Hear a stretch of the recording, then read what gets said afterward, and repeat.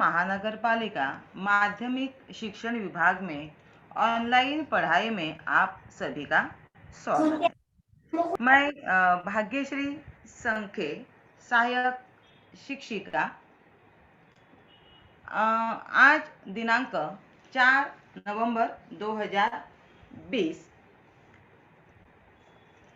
मैं इयत्ता 9वीं विषय हिंदी दूसरी इकाई पद्य पूरक पठन निसर्ग वैभव इस कविता का आज हम पठन करने वाले हैं। और बच्चों,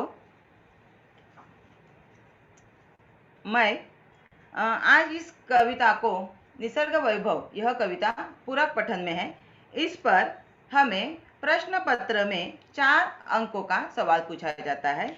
पहला सवाल आकलन कृति 2 अंक, स्वमत अभिव्यक्ति 2 अंक।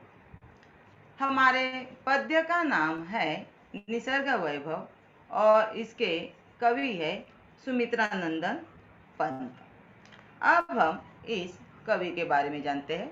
आपके सामने मैंने निसर्ग का कुछ दृश्य सामने रखा है। तो यहाँ पर मैं अभी अपने कवि का परिचय कराने जा रही हूँ। सुमित्रानंदन पंत का जन्म 20 मई 1900 कौसानी उत्तराखंड में हुआ था। इनका मृत्यु 28 दिसंबर 1977 में इलाहाबाद उत्तर प्रदेश में हुआ था। हिंदी साहित्य में उन्हें बहुत सारे पुरस्कार प्राप्त हुए थे। सुमित्रानंदन पंत जी को 1961 में पद्म भूषण साहित्य पुरस्कार मिला था और 1968 में उन्हें ज्ञानपीठ पुरस्कार से पुरस्कृत किया गया था। हिंदी पंत जी का परिचय। पंत जी छायावादी युग के 4 स्तंभों में से एक है। सुमित्रानंदन पंत नए युग के प्रवर्तक के रूप में आधुनिक साहित्य में वह उदित थे। वे प्रकृति के साथ साथ मानव सौंदर्य और आध्यात्मिक चेतना के भी कुशल कवि थे। इनकी प्रमुख कृतियां के बारे में छात्रों मैं आपको बता रही हूँ।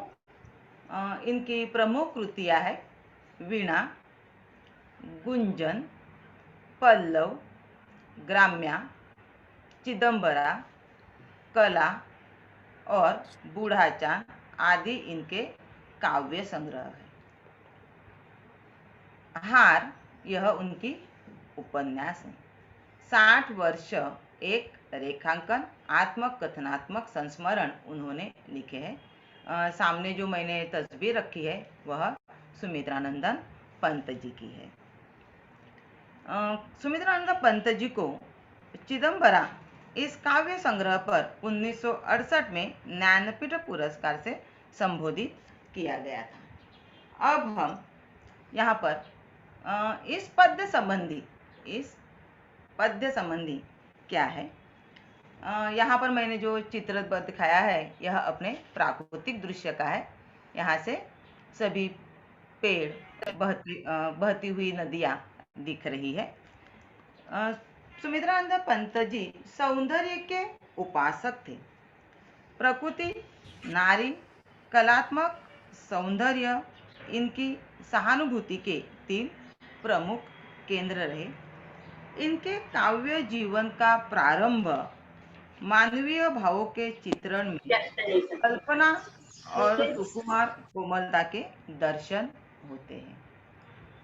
यह कविता रस की अनुभूति कराने वाली, सुंदर अर्थ को प्रकट करने वाली, हृदय की कोमल अनुभूतियों का साकार रूप कविता है।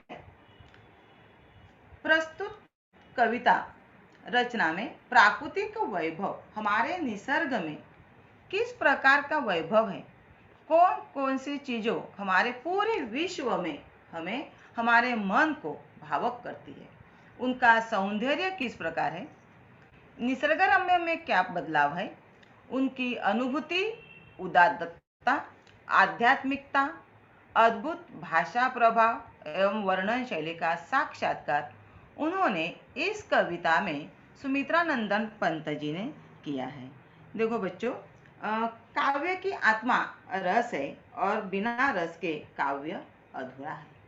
और यहाँ पर निसर्ग के बारे में जानकारी उन्होंने अपनी कविता निसर्ग वैभव, इस कविता में क्या क्या है यह बताने का प्रयास बहुत अच्छी तरह से कवि ने की है, क्योंकि इनकी कविता में ही प्राकृतिक वैभव भरा हुआ है। तो अब हम कविता की तरफ बढ़ते हैं। देखो, यहाँ पर मैंने निसर्ग का चित्र लिया है। यहाँ पर जो सागर यानी समुद्र, वहाँ पर जो पेड़ पौधे, नारियल का पेड़ है, तो यह हमारी प्राकृतिक दृश्य है और सभी जगह हरी भरी घास भरी हुई है। तो अब मैं कविता की तरफ बढ़ती हूँ। कितनी सुंदरता बिखरी प्राकृतिक जगत में ईश्वर, टपक रही गिरी शिखरों से झर, लौट रही घाटी में लिपटी धूप छाह में निस्वर। देखो, इस कविता में कठिन शब्द के अर्थ मैंने बाजू में लिखे हुए हैं। जगत यानी विश्व, गिरी इस शब्द का अर्थ है पर्वत, घाटी पहाड़ की ढाल, निस्वर बिना आवाज किए, और धूप यानी छाव। कवि पंत जी प्रकृति के सुकुमार कवि थे। वे जानते हैं कि प्रकृति जगत में सौंदर्य बिखरने वाला ईश्वर ही है। आज हमारे निसर्ग में जितने भी सौंदर्य भरा हुआ है, यह सब हमारे ईश्वर की ही देन है। कवि सुमित्रा नंदन पंत जी कहते हैं, प्रकृति में हमेशा धूप छाव का तो खेल चलता ही रहता है। जैसे हम बच्चे खेल खेलते हैं, उसी प्रकार हमारे निसर्ग में भी कभी कम कभी ज्यादा यह खेल चलता ही रहता है। हे ईश्वर, इस प्राकृतिक जगत में कितनी सुंदरता बिखरी हुई है, कितनी सुंदरता। देखो, पहले वाक्य में है, कितनी सुंदरता बिखरी प्राकृतिक जगत में ईश्वर। हे ईश्वर, हमारे इस प्राकृतिक जगत में कितनी सुंदरता बिखरी हुई है। कितनी सुंदर आपने यह प्रकृति बनाई है, कितना सुंदर आपने निसर्ग बनाया है। सभी जगह पूरे विश्व में पेड़, झरने, पर्वत, पठारे सभी का यहाँ पर होता है। गिरी शिखरों पर, घाटियों में कहीं धूप है तो कहीं छाया फैली हुई है। पर्वतों पर से बहता झरना पहाड़ों की ढाल से बहता हुआ जमीन पर आता है। वह जब आता है, वह निशब्द बिना आवाज किए आता है, और बिना आवाज किए यह धूप छाह भी चलती रहती है। तो इस यहाँ पर कवि बता रहे हैं कि अपनी प्राकृतिक जगत में कितनी सुंदरता बिखरी हुई है। यहाँ पर पर्वत है, हमारे यहाँ पर घाटी है, पहाड़ है, और यहाँ पहाड़ों में सभी सौंदर्य भरा हुआ है। तो बच्चों, यहाँ पर मैं अभी आगे बढ़ रही हूँ।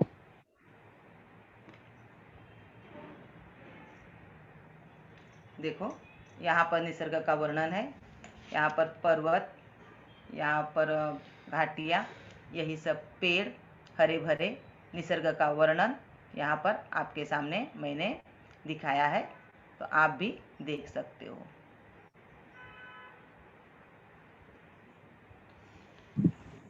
आगे का है, अनिल स्पर्श से पुलकित तृणदल, बहती सीमाहीन श्लक्षण संगीत स्तोत्रसी अहरह वन भूमरमर।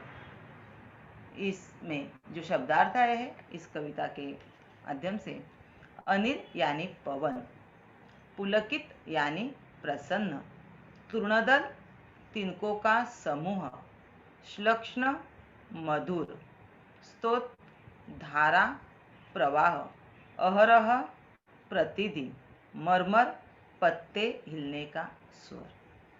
क्या कह रहे हैं कवि? ईश्वर से क्या कह रहे हैं? कवि कहते हैं कि अनिल स्पर्श से पुलकित तृणदल, कि वायु, अनिल यानी पवन, हवा, वह सर्वत्र बहती है। जब वह बहती है तो यह हर तरफ हवा चलती है। ऐसे नहीं है कि एक ही बाजू से हवा चलती है, दूसरी बाजू से नहीं। तो पूरे वायु सभी जगह से बहती है, उसमें कोई सीमा नहीं है। जब हवा बहती है तो यह पूरब से बहेगी या पश्चिम से बहेगी, ऐसे नहीं। यह हवा बहती है, इसमें कोई सीमा नहीं रहती है, यह सर्वत्र बहती रहती है। और जब यह बहती रहती है तब इनके स्पर्श से तृणदल, तिनकों का समूह, यह तिनकों का समूह आनंदित हो गया है। यह आनंदित हो गया है पवन के बहने से। यह कहीं से भी बहता रहता है, और जब वह बहता रहता है श्लक्षण संगीत स्तोत्रसी, श्लक्षण यानी मधुर वायु के बहने से प्रतिदिन वन भूमि में पत्तों के हिलने से होने वाली ध्वनि मधुकर संगीत जैसी प्रतीत होती है। कभी कभी पेड़ों से सूखे पत्ते गिरते हैं, उनका भी आवाज आता है। कभी कभी हरे जो पत्ते रहते हैं पेड़ पर, वह भी हिलते रहते हैं, तो उनका आवाज एक संगीत जैसा है। जैसे कि वह संगीत, जैसे हम संगीत गाते हैं, अभी आपने संगीत देखा, वह हम गाते हैं, लेकिन पत्तों के हिलने का आवाज इस निसर्ग की देन है। वह जैसे संगीत गाता है वैसा ही लग रहा है। इस वन में उस संगीत का आवाज पत्तों के माध्यम से यहाँ पर बोल रहे हैं। संपूर्ण वन में सूखे पत्तों का ध्वनि गूंज उठ रहा है, और यहाँ हवे के माध्यम से सभी जगह तृणदल आनंदित हो उठा है। देखो यहाँ पर मैंने घास का चित्र दिखाया है आप लोगों को। यह एक नहीं है, यह समूह है। यह हरे भरे घास का समूह है, उसको कहते हैं तृणदल। जो एक संघ में रहते हैं, समूह रहता है, उसको कहते हैं तृणदल। आगे की कविता। फूलों की ज्वालाएं आंखें करती शीतल, मुकुल अधर मधु पीते, गुंजन भर मधुकर दल। तितली उड़ती दूर कहीं पल्लव छाया में, रुक रुक गाती वन प्रिय कोयल।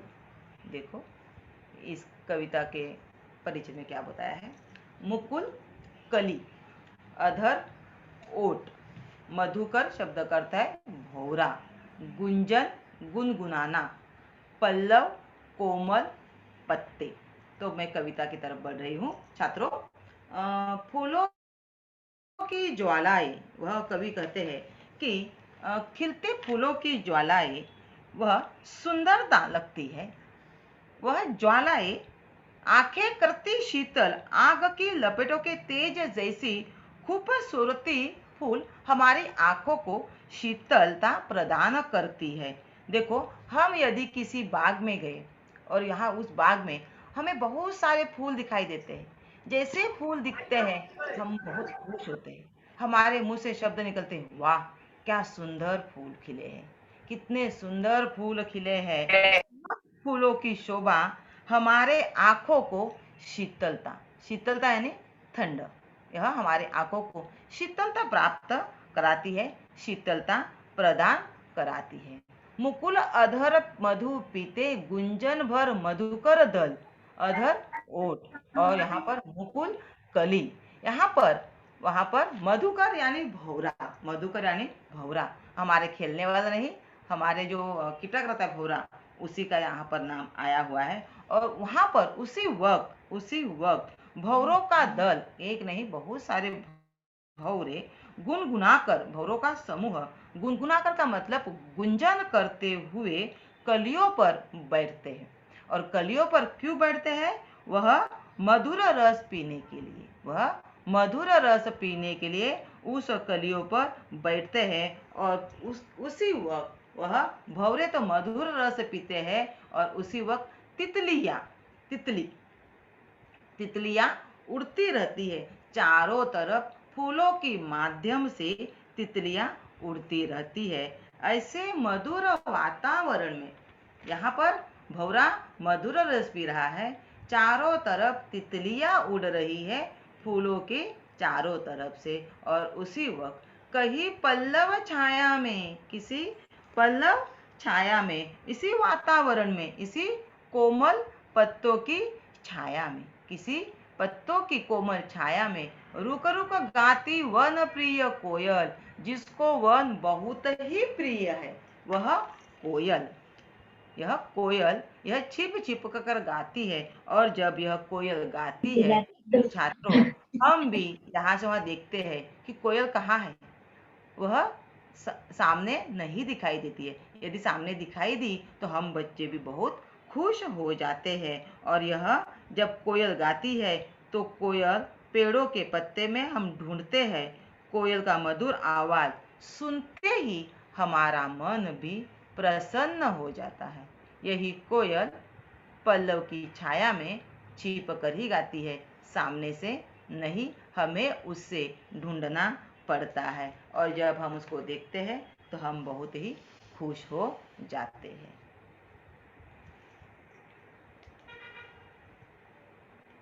देखो, मैंने यहाँ पर आपको जो चित्र बताया है यह भंवरे का है।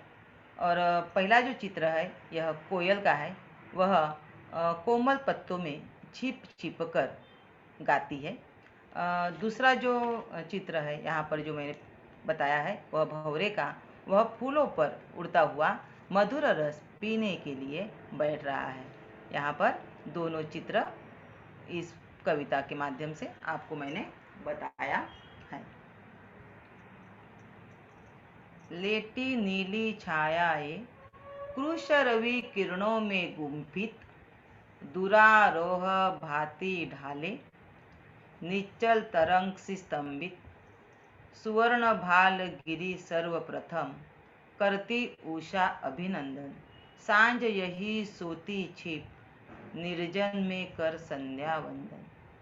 इस कविता में के कठिन शब्द कृश दुर्बल, गुंफित गुंथा हुआ, दुरारोह ताड़ का पेड़ जिस पर चढ़ना कठिन हो, निश्चल अचल स्थिर, स्तंभित निस्तब्ध, भाल माथा, उषा प्रातःकाल, सुबह भी हो सकता है, सुबह भी है, निर्जन वीरान जनहीन, वीरान जहाँ पर वस्ती नहीं होती है। तो अब मैं अभी कविता का सारांश बताने जा रही हूँ। लेटी नीली छाया ये कृश रवि किरणों में गुंफित, दुरारोह भांति ढाले। कवि पंत प्रकृति की हर तरह की सुंदरता के बारे में कहते हैं। सभी जगह आसमान में लेटी नीली छाया, नीले बादल का रंग फैला हुआ लगता है। और यही नीले आसमान से रवि की कोमल किरणें, रवि यानी सूर्य, रवि की कोमल किरणें गुंफित यानी गुंथी हुई, किरणें गुंथी हुई छाया में लंबे ताड़ों के पेड़ पर, लंबे ऊंचे ताड़ों के पेड़ पर या फिर पर्वतों पर यह किरणें एक के अंदर एक गुंथी हुई इस पेड़ पर स्थिर है। उस वक्त का माहौल ईश्वर कितना सुंदर लगता है। छात्रों, यहाँ पर कवि क्या बताते हैं कि यही जो आकाश में नीली छाया लेटी हुई है, बाहर गुंफी हुई है, और वहाँ पर सूर्य की किरणें जब सुबह में बाहर निकलते हैं, वह ऊंचाई पर वहाँ पर वह गिरते हैं। और उस वक्त निश्चल तरंग से स्तंभित, यहाँ पर वह निश्चल है, वह स्थिर है। जहाँ पर भी सूर्य की किरणें प्रथम गिरती है वह जगह स्थिर है, स्तंभित है, अचल है, वह स्थिर है। और सूर्य की किरणें सर्वप्रथम इन गिरी शिखरों का ही अभिनंदन करती है। सुवर्ण भाल गिरी सर्वप्रथम करती उषा अभिनंदन। सूरज की सोनेरी किरण, सुवर्ण यानी सोना, भाल यानी माथा, सूरज की सोनेरी किरणें सर्वप्रथम गिरी शिखरों का ही अभिनंदन करती है, सर्वप्रथम उसका ही अभिनंदन करती है। जैसे सुबह होती है, सूरज की किरण निकलते हैं, वह पेड़ों पर, पहाड़ों पर गिरते हैं और उसी वक्त गिरी यानी पर्वत का वह प्रथम अभिनंदन करती है। और उसकी खुशी मनाने के लिए कौन तैयार है? करती उषा अभिनंदन, सांझ यही सोती छिप। और उसका अभिनंदन करने के लिए उषा यानी प्रातःकाल, सुबह, और जब उसकी खुशी मनाने के लिए उषा तैयार रहती है। सूर्य किरणों की अभिनंदन करने के लिए सुबह तैयार रहती है। रात के बाद सुबह तो होती है और उसी वक्त सूर्य अपनी सोनेरी किरण हमें प्रतिपादित करता है और सभी जगह प्रकाश फैलाता है। हमें कहते हैं कि चलो अभी हमारा सुबह चालू हो गया है, हम आगे बढ़ने के लिए तैयार रहेंगे। सांझ यही सोती छिप, निर्जन में कर संध्या वंदन। क्या कहते हैं कवि यहाँ पर? वह कहते हैं और जब संध्या यानी शाम शाम हो जाती है तो यह सूरज यानी रवि आगे आगे बढ़ता है। सुबह सुबह के बाद दोपहर, दोपहर के बाद शाम, और सूर्य आगे आगे बढ़ता है और आगे बढ़ता संध्या को छिपकर वंदन करता है। यह निर्जन वस्ती में, जहाँ पर निर्जन वस्ती में वह संध्या यानी शाम का वंदन करके वह आगे बढ़ता है। इस प्रकार सूरज की किरण, नीले आसमान, उषा, सांझ का उदाहरण देकर निसर्ग के, प्रकृति के माहौल के बारे में कवि इस पद्य में आपको बता रहे हैं कि क्या क्या परिवर्तन हमारे निसर्ग में किस प्रकार होते हैं। देखो ना, कल का दिन चला गया सुबह, और सुबह होते सूर्य की किरणें कितने अपने मन को मोहक करती है।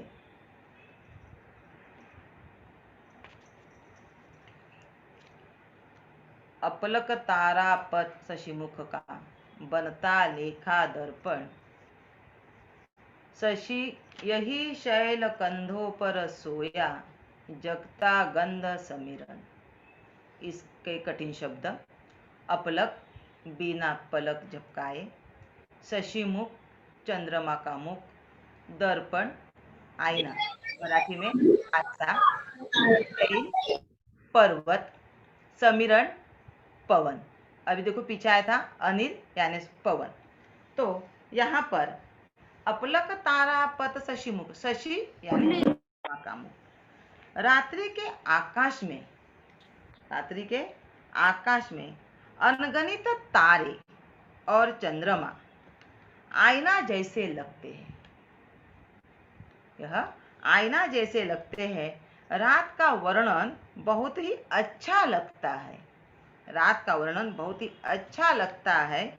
बिना पलक झपके मतलब समय बर्बाद न करते हुए हम सब उसे देखते रहते हैं। रात के समय में देखो ना, आकाश में हम लोग चंद्र को देखते रहते हैं। ऐसे स्थिति में यही शैल कंधों पर सोया, शैल यानी पर्वत। क्या कितनी अच्छी उपमा दी है यहाँ पर उन्होंने। ऐसी स्थिति में पर्वतों के कंधों पर सोई हुई सुगंधित समीरण, समीरण यानी पवन, वायु जग जाती है। जो पर्वतों के कंधों पर सोई है, सच में सोती है क्या वायु पर्वतों के? एक कल्पना की है, एक कवि ने कल्पना की है कि इस कंधों पर वह सोई है और समीरण वायु जाग रहा है। इसका मतलब रात्र भर वायु बहता रहता है, हवा बहती रहती है और इसी हवा के कारण तो निसर्ग में सभी जगह शीतलता तो कभी गर्मी पैदा होती है। रात के इस प्राकृतिक सौंदर्य में केवल सुगंधित पवन ही जागता रहता है और सभी लोग सोए हुए रहते हैं। सभी लोग का मतलब मानव सोया हुआ रहता है, पेड़ पशु तो सोए हुए रहते हैं, पेड़ भी शांत हो जाते हैं। तो यहाँ पर कवि कह रहे हैं कि सुगंधित पवन ही जागता रहता है। यहाँ खिला हुआ माहौल सौंदर्य मन को बहुत ही मोहित करता है। कितना आश्चर्यकारक बात है, कितनी आश्चर्यकारक बात है कि यहाँ पर वायु उसके कंधों पर सोई हुई दिखाई दे रही है।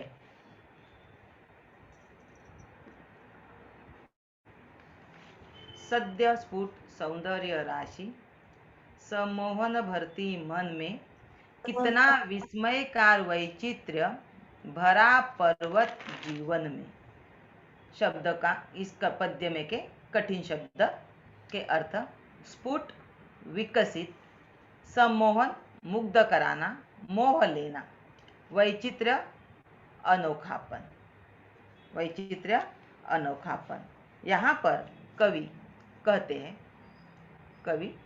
हैं कि यह स्फुट सौंदर्य राशि सम्मोहन भरती मन में, कि यह खिला हुआ माहौल सौंदर्य मन को मोहित करता है, वह मन को मोहित कर लेता है। और कितना आश्चर्यचकित करने वाला पर्वत का जीवन, यह पर्वत प्रदेश के जीवन में विचित्रता है।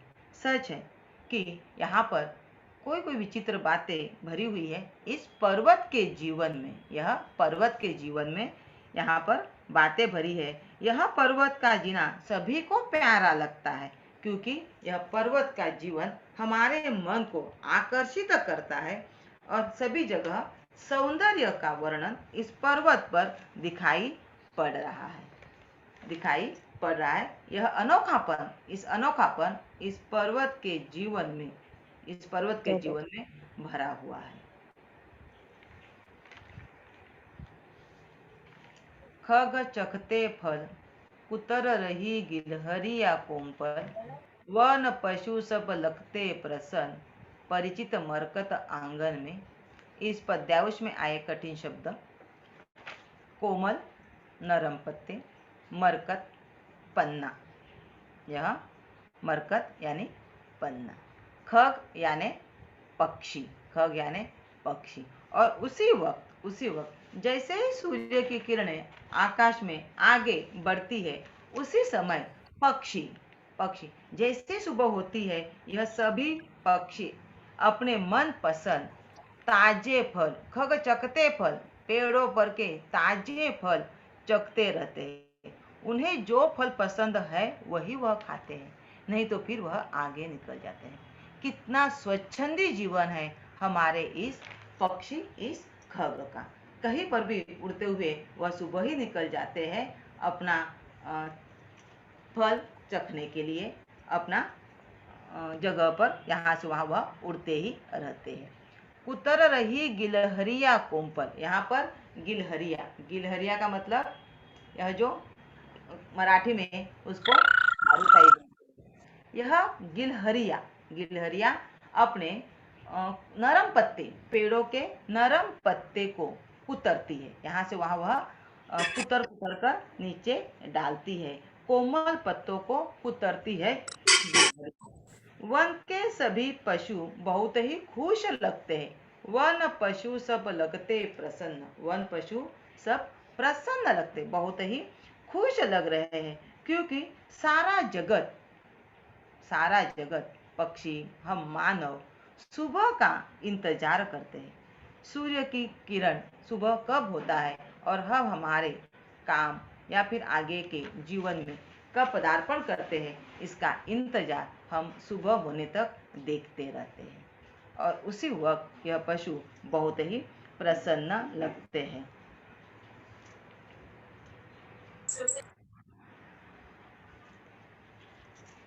स्वाभाविक यदि मुझे याद आता ईश्वर इस क्षण में, जड़ जग इतना सुंदर जग, चेतन जग में क्या कारण, रहता अहरह जो विषण्ण जीवन मन का संघर्ष।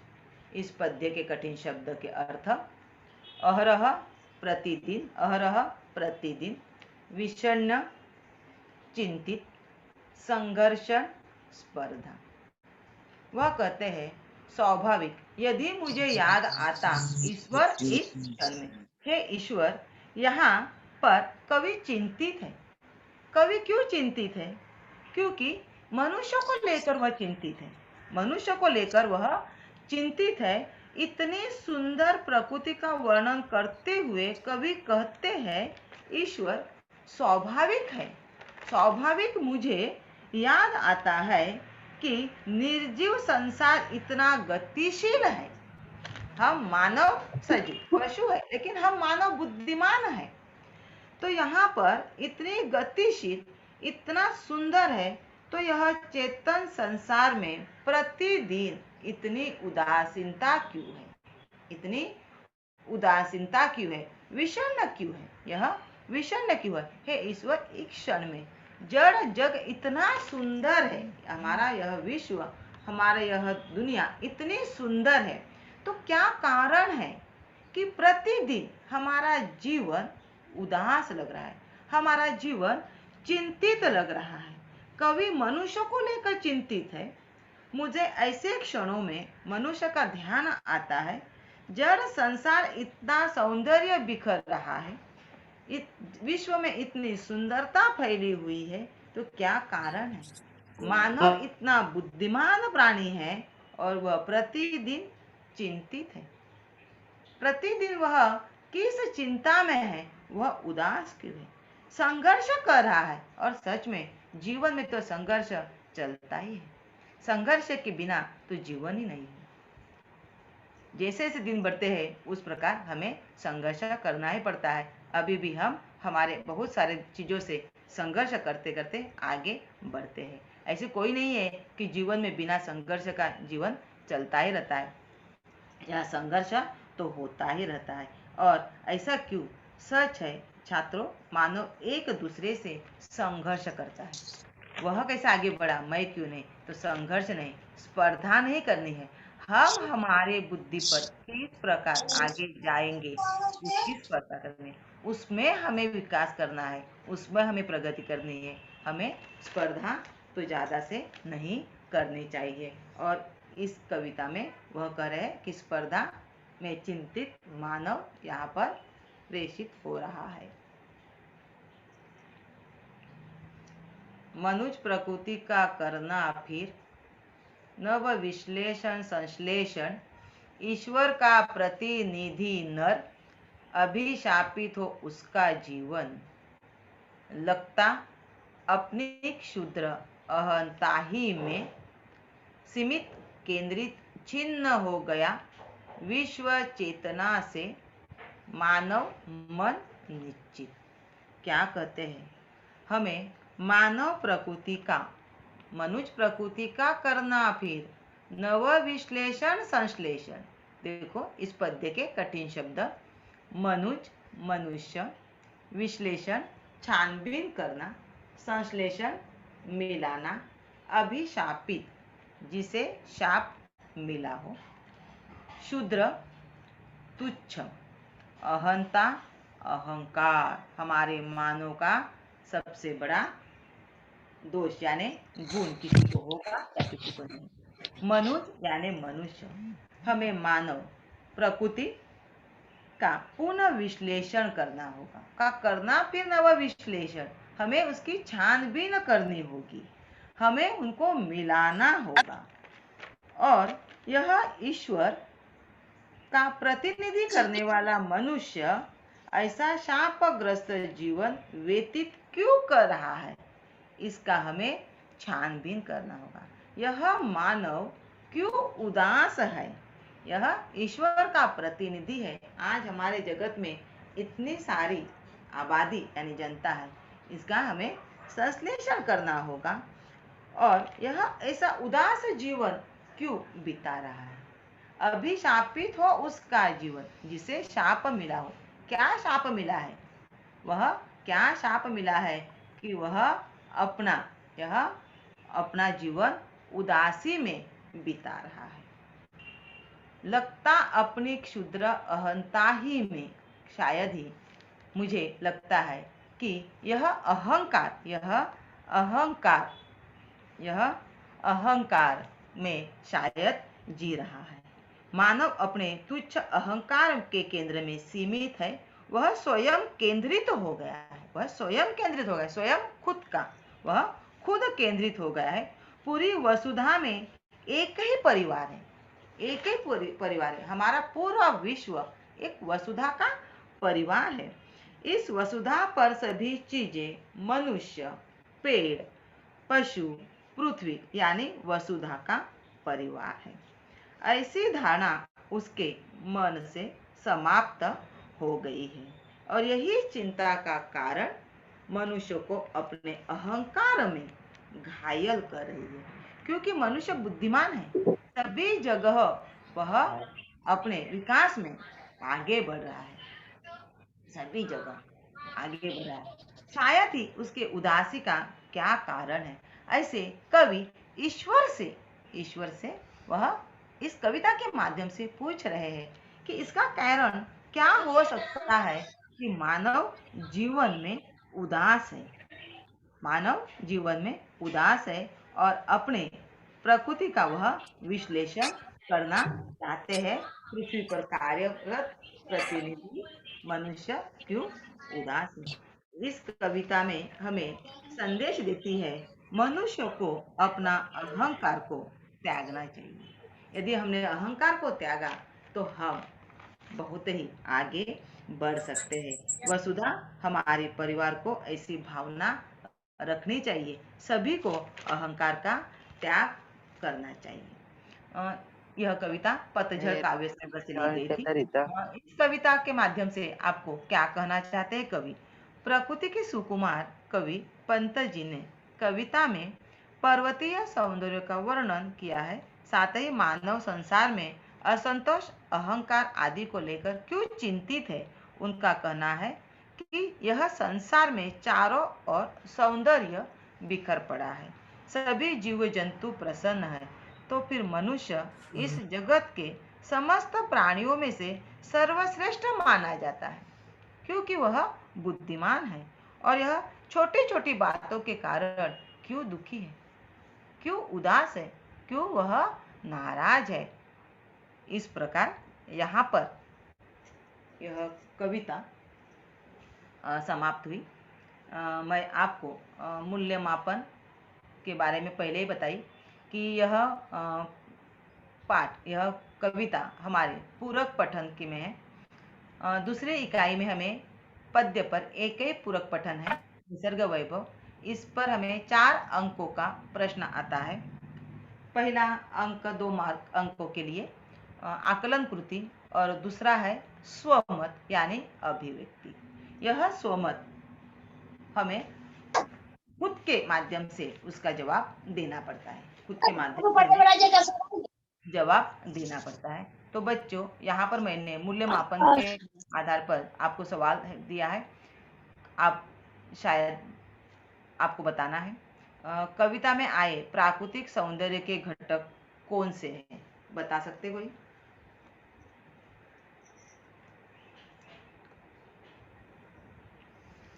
दो अंक के लिए आ सकते हैं, 4 घटक दिए हैं, पर हर एक घटक आधा आधा अंकों के लिए है। हमारे सामने कविता रहती है, उस कविता में से ही हमें उत्तर को लिखना रहता है, जवाब लिखने रहते हैं।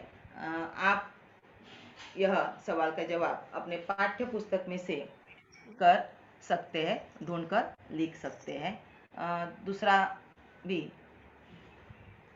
एक शब्द में उत्तर लिखिए, यह मूल्यमापन के तौर पर मैंने दिए हुए हैं। प्राकृतिक जगत में बिखरी पड़ी है, क्या बिखरी पड़ी है? यहाँ कोयल, कोई बता रहा है विद्यार्थी? प्राकृतिक जगत में बिखरी पड़ी है, यहाँ कोयल रुक रुक कर गाती है। कहाँ से गाती है कोयल रुक रुक कर? झाड़ों से। हाँ, कोई? इनकी ज्वालाएं आंखें शीतल करती है। आप अपने पाठ्य पुस्तक में से यह मूल्यमापन का जवाब लिख सकते हो। के आधार पर प्रश्न है, पर्वतों में प्राकृतिक विषय पर अपने विचार 25 से 30 शब्दों में लिखिए। यह सवाल स्वमत पर आधारित है। अपने मत के आधार पर पर्वतों के बारे में आप अपने विचार इस प्रश्न के माध्यम से उत्तर में लिख सकते हो। यहाँ पर